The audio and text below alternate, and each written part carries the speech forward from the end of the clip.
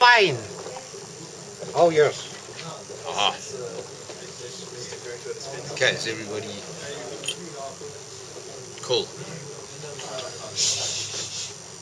Okay. What I want to do is, before I get down to tying the pattern, I just want to give you a bit of background to this pattern. A little while ago, I was having a look through a book which I purchased called Charlie's Fly Box, and it's written by a very good tyer by the name of Charlie Craven. And it's his signature patterns, and he does nymphs in there. This is where I picked up this hopper pattern, and he also does certain saltwater patterns. They're very innovative patterns, and they use material quite creatively. So when I saw this hopper, I thought, yes, this is exactly it. Because hoppers, you speak to people about hoppers, and they go, oh, geez, they're finicky, they're this, they're that. So what a pleasure to have a hopper pattern that you can tie that looks good.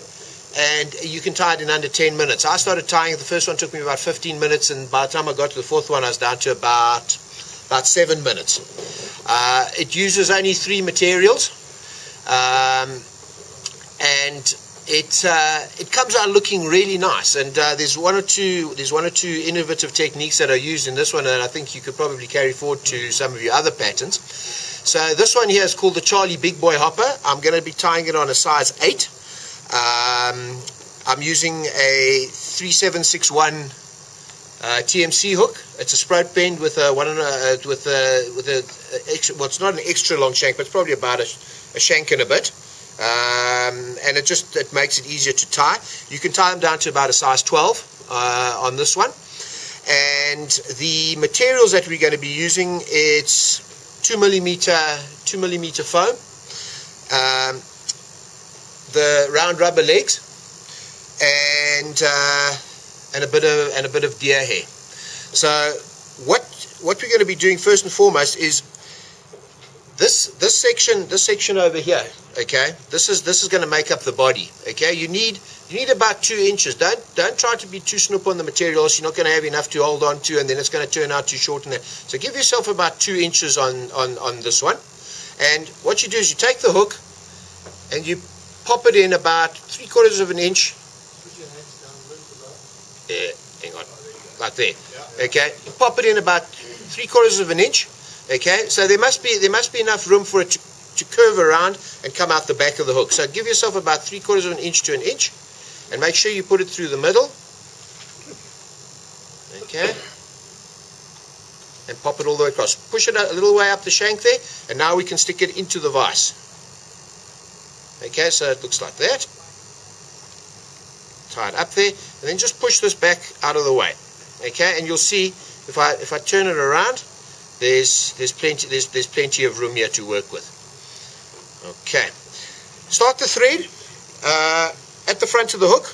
Hang on, let me put my glasses on so I can actually see the hook. Okay, start at the front here, and wrap it. Put down a nice thread base, and it's important that you put this thread base down all the way to the bend. Okay, like that. Right, scissors, cut off the little tag end. Okay, and then take your thread back up to the eye. Oh, and by the way, this strip of foam here, in Charlie Craven's book, he says that the width of the strip of foam should be just less than the gape of the hook. Now I think he's using slightly different foam. This foam here tends to compress a bit more. So what I've found is the best is if you actually make it 1/2 to 1 millimeter wider than the hook gape. It gives the fly a bit of bulk. Then what you do is you cut yourself a little piece of foam like this, about 2 millimeters wide. Okay, and what we're going to do is we're going to tie that down on top of the shank, because we're going to, in fact, glue the body together, and this just helps the body stick a bit better. So let's tie it in the front there. Okay, and then with some nice tightish turns here, tie the thing in, and you tie this thing in all the way to the back there. Okay, just like that. And here you can actually pull it off. If you want to be neat, you can cut it off.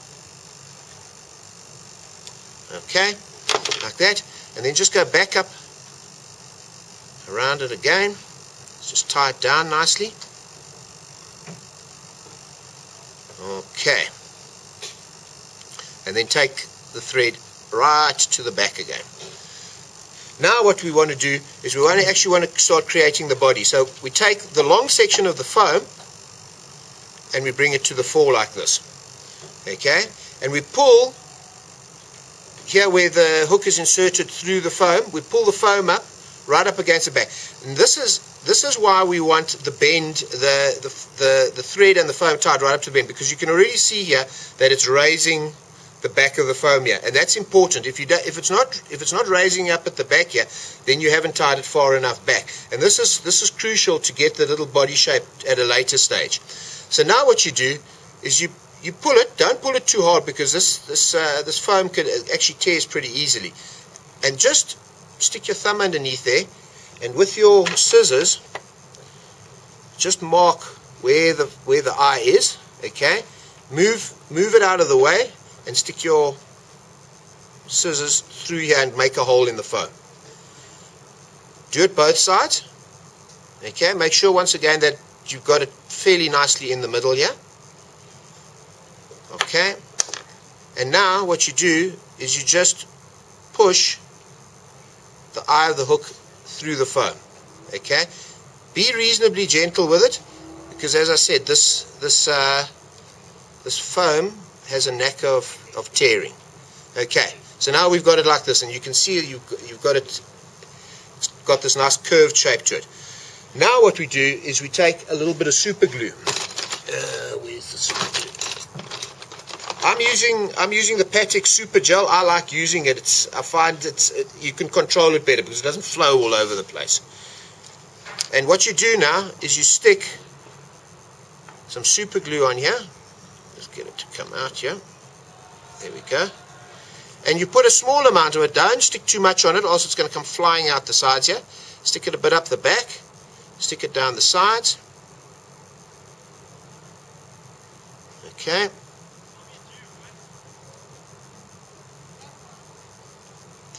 And stick it on top of the foam here. Okay, so now we've got that there. Let me not stick my fingers together. And now what we want to do is we want to fold it over and stick it together. Don't pull it too much.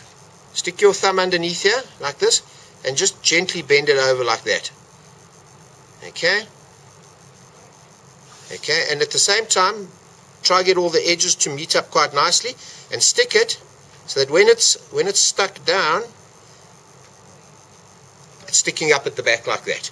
Okay, and now what you can do is you can just gently squash everything into place here. Okay, if you get a little bit that sticks out the side there, not to worry too much about that. Okay, and here we've got the body. Oh, a sandwich. Yeah, looks like a little sandwich. Can everybody see that?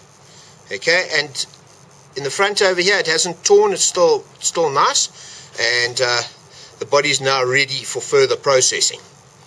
This is when you take your razor blade. Sorry, I don't know who's got razor blades here tonight, but there's one razor blade here that you're going to have to share amongst you, but it should be enough because you're only going to make one cut with the thing. And I'm going to break the thing in half here.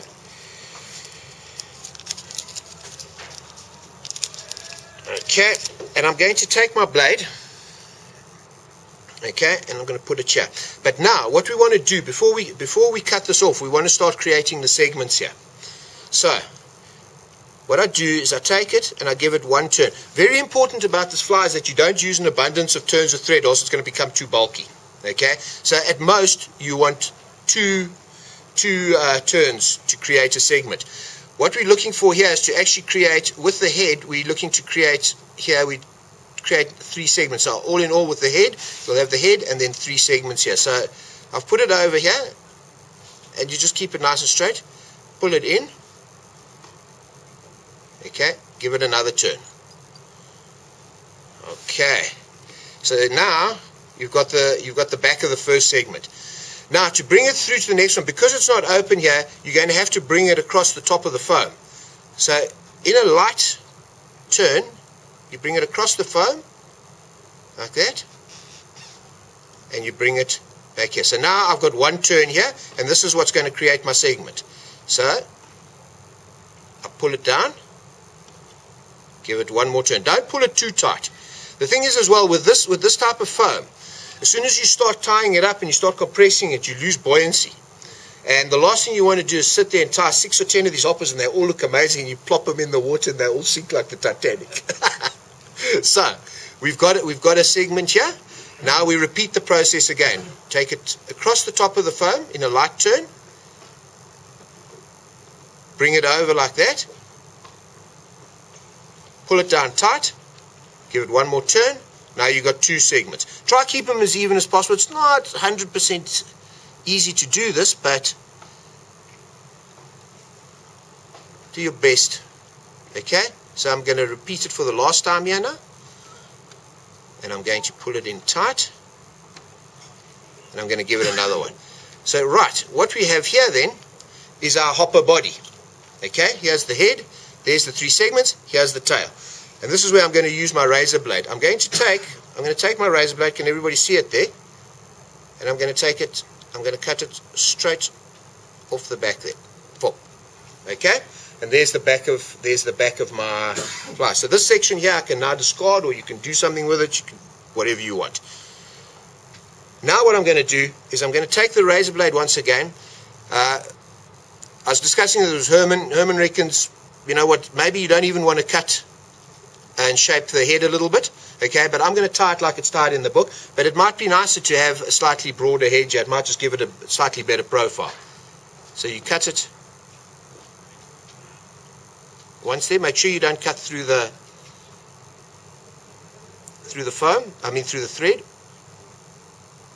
and you repeat the process on the other side. Try to do it with one thing here. Oh, there we go. Okay. Turn it 90 degrees so we can see it. So you see now it's got a little bit more streamline to it.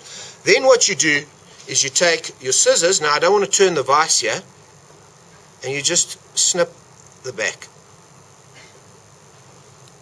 Okay, and you taper it in here a bit. I'm just going to taper this one in here a bit. Okay. And now you've got a tapered tail as well. But if you have a look at this now, the angle of the body is up like this and it's flat at the top. If you don't have the foam tipping up initially, what happens is the body sits down and it looks strange. Right. The body's now done. Now we're going to move on to the legs. Now what we use for the legs are these round rubber legs here. And what you do is you strip off three sections of the rubber legs, but make sure they still remain intact. Okay? Then what you want to do is you want to tie a knot in them. Okay? Just an overhand knot, but it's important that you keep everything flat so that the rubber legs don't twist. Also it's going to look strange on the fly. So there we go. There's the, can everybody see that? Okay? And you make your overhand knot. Okay? And you pull it through and you pull it tight. What I was experiencing here when I was doing this was that you would pull it tight and then it would like loosen up again.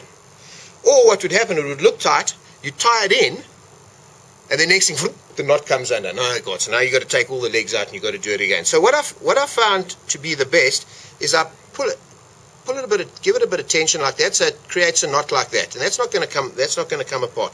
Then what I did is I just took a dab of super glue. You don't want a lot, you just want a very, very small amount, and you just place it on the knot like that. Okay, now when you pull this thing tight like that, that knot ain't going nowhere. Unless you break it. Sorry folks, let me just quickly do that again. But you get the gist of it. Okay. Okay. Can you pre-make them for us? Pardon? Can you pre-make them for us? No, you got to sit and battle with that. Oh no, what's happening to these things? Yeah, no, these are snapping easy. Anyway, what we'll do is I'll just make sure I don't tie them. So, okay. put a little bit on there.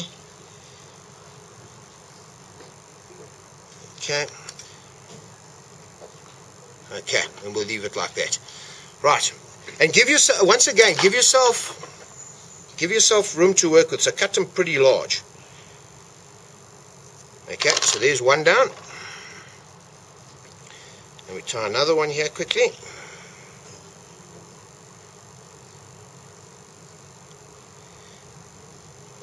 Right.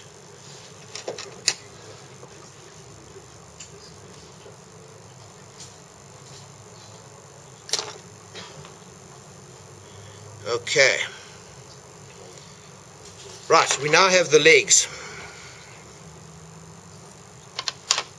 Now, to tie in the legs, what you do is place the knot, okay, this is now part of the back leg here. Oh, sorry. This is part of the back leg. Place it so it's in line with the bend in the hook. Okay? Pop it around, pop it down there, and make sure your thread is sitting on the first between the head and the first segment. Give it 2 turns, like that. Okay. Then move the leg out of the way. Come over the first segment with a light turn. So now you've got, looks like a cross on the back of the segment there. See, like that. Okay. Tie the leg in. Give it 2 turns. Right. Okay. Stretch it out there. And everything's cool. Take the next leg. Tie it in at the back, like that. Okay, just make sure the knots in the legs are the same sort of length.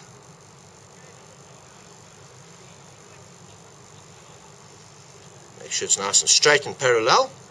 2 turns. Okay, move the leg out the way. Thread over there, and then I like taking it in front of the leg like that. So now I've got the thread over there, and then all I do is I now give an extra 2 turns, and I tie in that leg there. Pull it straight, and then it's cool. Now what you need to do is you need to just take your dubbing needle and separate the legs at the back here behind the knot.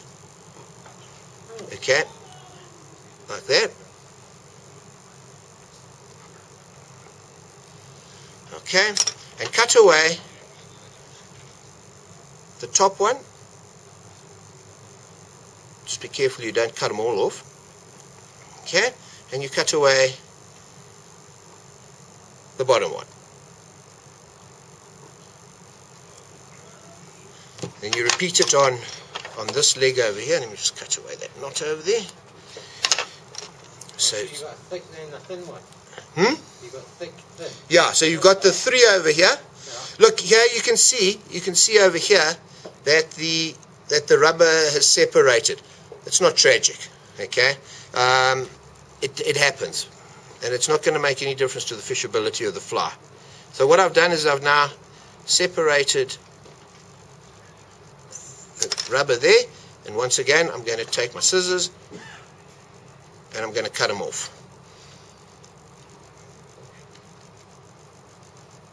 Okay, there we go, boom, like that. So now we've got the back legs. There we go, they're all nice and lacquer, and I'm going to do it with the front legs as well. So you do it on all 4 legs. Now at this point in time... So there's no knot in the front? No, there's no knot in the front. So it's a leg in the front, Charlie. Yeah. Like the front legs are thinner than the back. The back's got like a thigh and a knee. Yeah.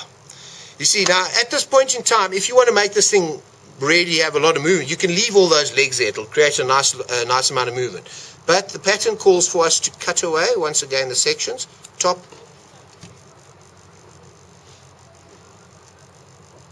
and bottom. Got a leg out there, and then we move on to the last leg. And we cut that off there, like that. And we do exactly the same thing. Cut away the top section. Cut away the bottom section. Now at this point in time I haven't cut the legs to length yet. The front ones you can cut to length here, but specifically the back ones I've left pretty long, because here's the first funky little trick. What you do is you grab yourself a red Cokie, you take that leg and you twist it like that. Make sure you don't drop it and lose like that, you see. Okay, and you twist it up like that. Then you take a Cokie and you just make a line down the leg. When you let it go, woohoo! Funky red things on the legs. Okay, and the more you twist it, the tighter the legs are going to be. So, and you can use any color you want to on this, and you can create sort of a segmentation or a bit of texture on the legs. And then what I do is I do it on this one as well. Okay, what I'll do on this one, I'll twist it a bit more, stretch it, put it on there, whoop. And you can see now that one's got a tighter twist to it. So you can work out how you want it. And at this point in time, we can now cut off the legs. Okay. And what I do is I cut this section just a little bit longer than the legs. Don't stretch it before you cut it, else you're going to end up with something a lot shorter than you anticipated. So I cut him off about there. Okay. Don't. So how long is that? This is the back part of the leg here. The back part of the leg here is just slightly longer than the thigh section. 4 seconds long. Right. Yeah.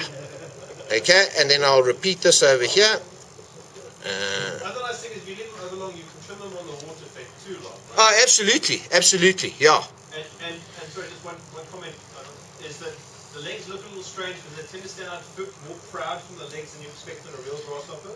No, you know what I've found is that when a grasshopper lands on the water and he struggles for a bit, the surface tension gets in because he's a small insect, and you find his legs actually do splay out a little bit. But in the case of the rubber, what actually happens is the surface tension does the opposite. It tends to pull them in towards the body. Oh, okay. So the legs look right when when the thing's not in water. Yeah. As soon as you put it in the meniscus, it actually pulls the legs into the body. Oh, okay. Well, So there we go. You will actually notice the legs do pull in Yeah. on the actual water. Okay. Right. Then what we do is we trim the front legs. Grab both of them. Take them back, and I trim them to about sort of halfway, just past the back of the hook like that. And that's it. These are a little bit skew, but anyway, it's drowned anyway, or it's about to drown. Okay. The last thing that you do now with this thing is you need to put the wing on it. So what you do is you grab yourself some deer hair, okay, and you cut yourself off a reasonable section. I've found that I'll just grab this and then I'll put it in front of the camera. The bit that I'm grabbing is you can't really see it here, but it's probably about the width of a pencil. Okay, it's probably a bit more than I need, but the thing is, by the time I've combed out all the under hair and stuff like that and pulled out all the short and broken hairs, then it's going to be the right amount. And what I like doing when I work with deer hair is actually just to fan it out a bit like this, because when it comes to combing out that under hair, and you can see all the under hair over here, okay, if you don't get that under hair out, then you can't stack the hair nicely. It tends to hold it together. So now you can see there already, just from combing it, I've pulled out some of the short hair, so I've already got rid of some of the bulk. Okay, so now I've combed that like that. Okay, and then I pull a bit out the front here because there's some under hair in the front here. Okay, so now I've got a nice pile of deer hair. Then I take the dreaded hair stacker. Okay, pop it in there. Yeah, fly best out at 2 o'clock in the morning. Mine's got a rubber silent stealth pad mode. Okay, give it a nice, tap it down nicely, pull out all the little bits and pieces here, grab it, and now I've got a nice bunch of hair that's all lined up. Now the next thing is that I'm not going to tie this in and then cut the other end off here. I'm actually going to measure it, and I'm going to tie it in, and once it's tied in, it's tied in. So you measure it properly.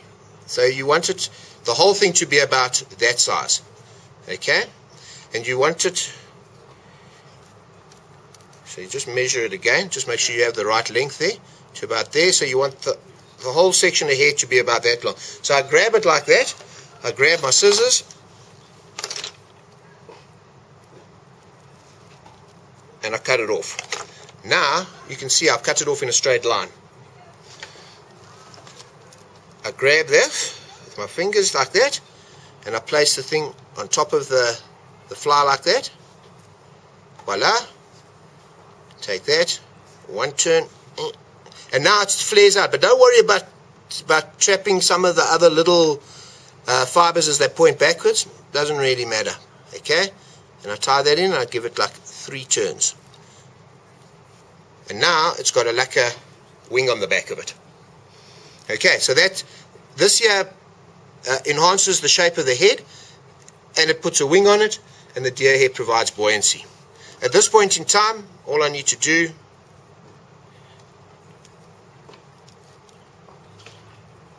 put a whip finish through the hair there. And what I do here now is, I can let this thing go, but you know what happens sometimes is it like twists up into a little ball, and then you've got drama. So you can either use this or just use the closed scissors, pop it in there, keep the tension, pull it up, and voila. There's that there. Cut the thread off. Then what I do is I take my black cokie and I put some eyes on the chap.